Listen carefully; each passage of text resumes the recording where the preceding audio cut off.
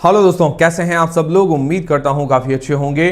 तो दोस्तों, आज के इस वीडियो के अंदर हम रिव्यू करेंगे एक अपकमिंग आईपीओ जो कि 17 से लेकर 19 सितंबर के बीच में ओपन रहेगा, वीएमएस टीएमटी का आईपीओ। तो सबसे पहले इस वीडियो के अंदर हम बात करेंगे कि इसका अंदाजन ग्रे मार्केट का प्रीमियम क्या हो सकता है। इससे हमें थोड़ा बहुत लिस्टिंग गेंस का अंदाजा हो जाएगा। फिर इस कंपनी की डिटेल्स के बारे में जानेंगे, मतलब ये कंपनी क्या काम करती है, कौन से सेक्टर की कंपनी, फ्यूचर कैसा रह सकता है। फिर इसके फाइनेंशियल्स और फंडामेंटल्स जानेंगे, मतलब कंपनी प्रॉफिट मेकिंग है या लॉस मेकिंग, और अपने जो भी कंपटीटर्स वगैरह उनसे महंगी है या सस्ती है।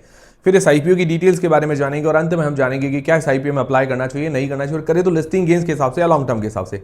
सारी चीजें हम क्लियर करेंगे इस वीडियो के अंदर। और देखिए दोस्तों, सारी चीजें मैं आपकी क्लियर करूंगा, बट डिसीजन आपको अपनी रिस्क और अपना एनालिसिस लगा के ही बनाना है। मेरी तरफ से कोई भी बाय एंड सेल का रेकमेंडेशन नहीं है। तो सबसे पहले एक अंदाजन ग्रे मार्केट का प्रीमियम जाने तो लगभग 10 से 12% के बीच में बता रहा है। यूं मान के चले 10 से 12 रुपए पर शेयर के आसपास। तो भी डिमांड ठीक चल रही है। बाकी और भी एंकर लिस्ट वगैरह के बारे में अपडेट आपको करता रहूंगा। फिर जानते हैं इस कंपनी की डिटेल्स के बारे में, मतलब ये कंपनी काम क्या करती है। तो कंपनी सन 2013 के अंदर इनकॉर्पोरेट हुई थी। करीब करीब अब 12 साल हो गए हैं अपने ही सेक्टर के अंदर, मतलब अब अच्छा एक्सपीरियंस हो गया है। तो सिंपल भाषा में बताऊं तो कंपनी क्या काम करती है। तो कंपनी टीएमटी बार्स मैन्युफैक्चर करती है। टीएमटी मतलब थर्मो मैकेनिकली ट्रीटेड बार्स। अब सिंपल भाषा में सरिया आप इसको बोल सकते हैं। जी हाँ, जो हमारे घरों में, छतों में वगैरह में सरिया लगता है, वो ये मैन्युफैक्चर करती है। उसके अलावा स्क्रैप वायर्स वगैरह भी सेल करती है। और ये अहमदाबाद गुजरात बेस्ड कंपनी है। और इनका कामधेनु सरिया के साथ रिटेल लाइसेंस एग्रीमेंट है। कामधेनु एक बहुत बड़ा ब्रांड है। तो इस एग्रीमेंट के तहत क्या है, अपने जो टीएमटी बार्स है वो कामधेनु एनएक्सटी नाम से सेल कर सकती है। बदले में वो कामधेनु कंपनी को रॉयल्टी देती है। और प्रोडक्ट रेवेन्यू की अगर बात करें तो इसका जो ज्यादातर रेवेन्यू है, ऑलमोस्ट 90% से ऊपर का रेवेन्यू टीएमटी बार्स मतलब जो सरिया है उससे आता है। और उसमें से भी maximum revenue Kamdhenu NXT TMT से आता है। और ज्यादातर इसकी जो सेलिंग है वो गुजरात के अंदर ही है। 3 इसके डिस्ट्रीब्यूटर्स हैं और 227 डीलर्स हैं। तो काम बढ़िया है, सदाबहार और डिमांडिंग भी है। और कामधेनु ब्रांड इंडिया के अंदर टॉप लीडिंग ब्रांड है सरिया के अंदर, जिसके साथ इनका टाई अप भी है और कामधेनु की इस कंपनी के अंदर हिस्सेदारी भी है। तो ये प्लस पॉइंट है कंपनी के लिए। फिर बात करें इसके फाइनेंशियल्स के बारे में, जो कि 2023 से 2025 तक दिए गए हैं। तो अगर इसके एसेट्स देखते हैं तो एसेट्स के अंदर साल दर साल ग्रोथ देखने को मिल रही है। रेवेन्यू की अगर बात करें तो रेवेन्यू के अंदर क्या है कि हल्की सी गिरावट देखने को मिल रही है। तो इस पर इस कंपनी को फोकस करना पड़ेगा। फिर बात करें प्रॉफिट आफ्टर टैक्स की, तो प्रॉफिट के अंदर साल दर साल ग्रोथ है। और इसका 2025 के अंदर मार्जिन है 1.91%। एबिटा के अंदर साल दर साल ग्रोथ है। नेटवर्थ साल दर साल बढ़ी है।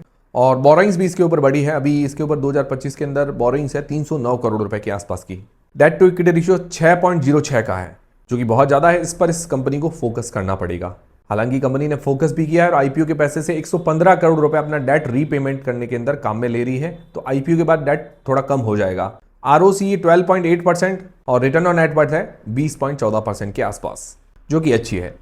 फिर बात करें कंपनी की वैल्यूएशंस की, तो पी इसका 22.24 मतलब 22.24 का निकल कर आता है। और प्राइस टू बुक है 7.43 मतलब 7.43 का निकल कर आता है। अदर कंपटीटर्स के मुकाबले देखें तो पी वाइज और price to book wise okay valuations है, मतलब ज्यादा सस्ती नहीं है। बट फेस वैल्यू 10 रुपए पर इसका प्राइस बैंड काफी अट्रैक्टिव है। तो ये हो गए इसके फाइनेंशियल्स और फंडामेंटल्स। अब इस आईपीओ की डिटेल्स के बारे में जानते हैं। तो ये आईपीओ 17 से लेकर 19 सितंबर के बीच में ओपन रहेगा। फेस वैल्यू 10 रुपए पर आ रहा है।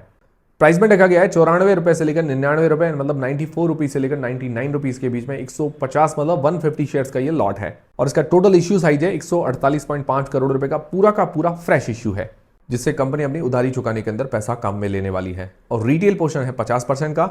लिस्टिंग डेट है 24 सितंबर को। तो ये हो गई पूरी आईपीओ की डिटेल्स। अब सबसे मेन सवाल ये आता है कि क्या इस आईपीओ में हमें अप्लाई करना चाहिए, नहीं करना चाहिए, और करें तो लिस्टिंग गेंस के हिसाब से या लॉन्ग टर्म के हिसाब से। तो सारी चीजें मैं आपकी क्लियर करूंगा। डिसीजन आपको अपनी रिस्क और अपना एनालिसिस लगा के बनाना है। कोई भी मेरी तरफ से बाय सेल का रेकमेंडेशन नहीं है। सबसे पहले जो लोग लिस्टिंग गेंस के हिसाब से अप्लाई करना चाहते हैं तो जनरली हम हमारे 4 पैरामीटर्स देखते हैं। नॉलेज, जैज पैरामीटर, ये सिर्फ रिस्क मापने के लिए, और करंट कंडीशन, अभी की कंडीशन क्या है वो हम देखते हैं।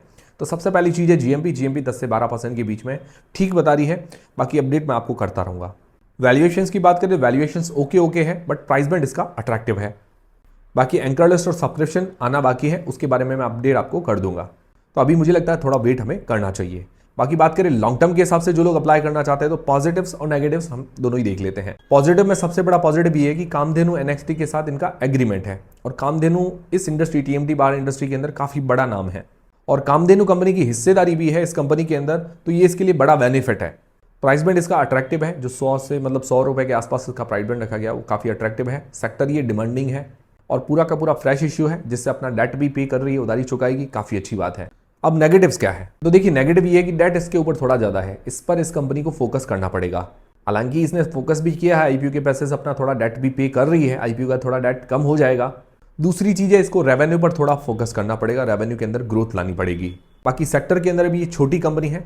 ओवरऑल अगर देखा जाए तो डेट के अलावा थोड़ी बैलेंस्ड कंपनी ये नजर आ रही है।